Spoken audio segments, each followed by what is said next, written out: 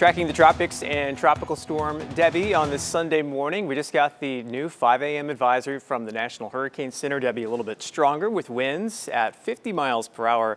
You'll notice too, as we look at Debbie and track it from the satellite and looking at the radar, that all of the rain, the biggest impacts here on the eastern side. Now the tropical storm force winds go out from the center about 100 and say about 45 miles or so.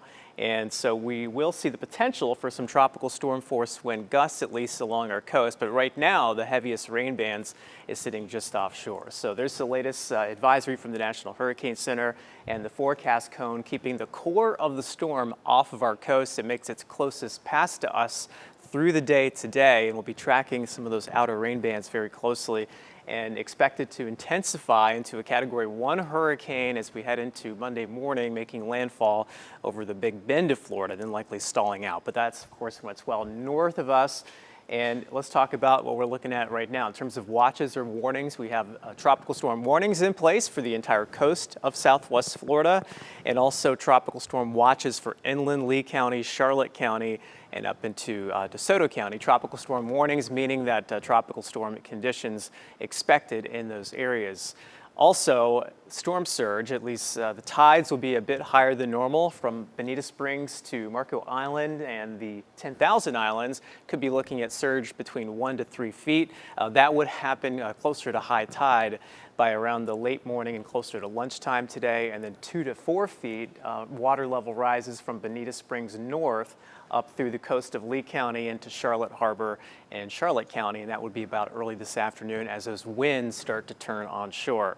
Also, we have a flood watch in place for all of Southwest Florida. The ground is quite wet, as you know, not just from some of the rain we've seen from the last couple days, but it has been quite the wet and rainy season, and so it won't take much to lead to additional flooding. The good news so far here through the last few hours is a lot of the heavier rain bands have managed to stay offshore.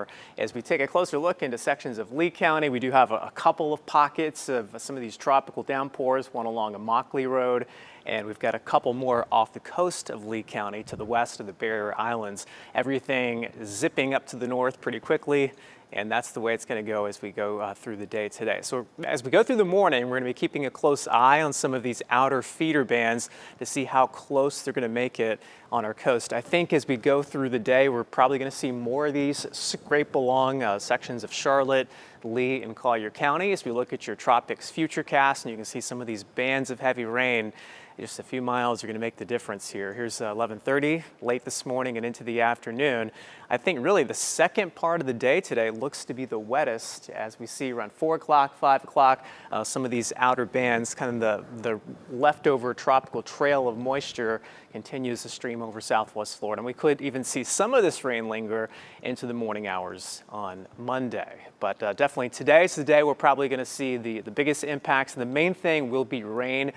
Does not look like this is going to be a big wind event for us, and rainfall totals have actually dropped because of a little bit of a westward shift to the west and the track of the storm. So you can see some of these brighter colors, some of these purples off of our coast. That's about 10 to 12 inches of rain, and hopefully we can keep that just off of our coast because these are much more manageable rainfall totals here as we go through the next couple of days. So there's the latest on Tropical Storm Debbie. Those maximum sustained winds up to 50 miles per hour with that new advisory from the National Hurricane Center as it marches to the northwest at 13. So you can see there's the path, and actually starting to curve now slightly away from Southwest Florida. We're back at 6 a.m. with the next update here in the NBC2 First Alert Hurricane Tracking Center.